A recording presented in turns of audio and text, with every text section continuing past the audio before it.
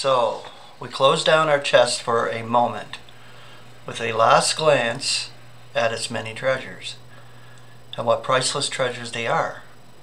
The love of God has become, to the ecclesia, the vast love with which he loves us.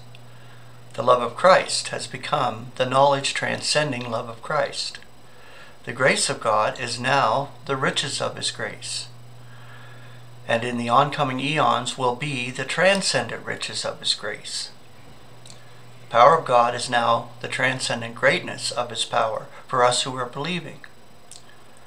And the ecclesia itself, which is the body of Christ, becomes the complement by which all in all is being completed. What then are we to say about the calling with which we are being called? In another epistle, Paul describes it as a holy calling, not in accord with our acts, which would immediately and permanently disqualify us, but in accord with God's own purpose and the grace which was given to us before times aeonian. 2 Timothy 1:9. Yes, the ecclesia was in the purpose of God even before he created the eons, and its ministry will not be completed until the final consummation, when God is all in all. So we close down the lid of the first half of our chest with the doxology, or hymn of praise to God, that comes at the end of the 3rd chapter of Ephesians.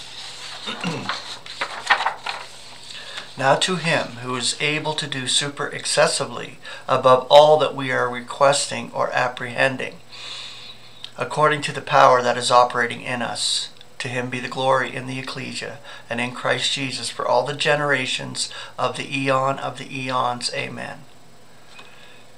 And we close down the lid of the second half with the benediction, or blessing from God and the Lord Jesus Christ, that comes at the end of the 6th chapter. Peace be to the brethren, and love with faith, from God the Father and the Lord Jesus Christ.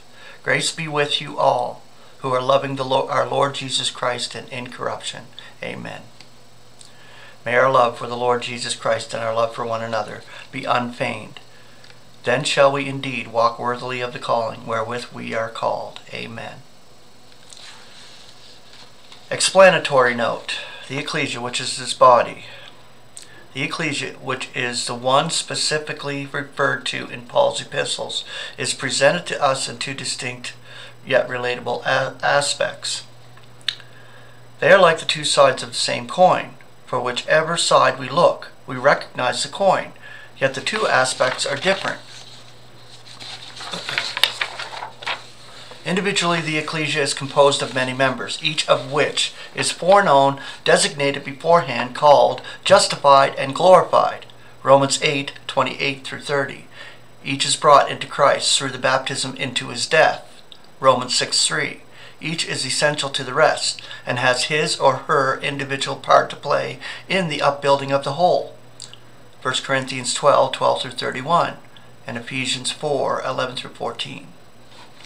Collectively, the ecclesia is a unified body, chosen in Christ from before the disruption of the world, and seen by God as holy and flawless, its realm being inherent in the heavens, and its service among the celestials. As such, it is the complement of Christ by which all in all is being completed. It is in the individual aspect that the members of the ecclesia were once sinners, all being by nature children of indignation, even as the rest. This is changed when they come into Christ, for then they are a new creation. 2 Corinthians 5:17. But collectively the ecclesia is always seen by God as being holy and flawless, for it was conceived in its purpose before the disruption, which is the evidence of rebellion in the universe, and become a separate entity only after the question of sin has been settled once and for all on the cross. Okay, so that's the end of the unique treasure chest. I hope you enjoyed it. Grace and peace.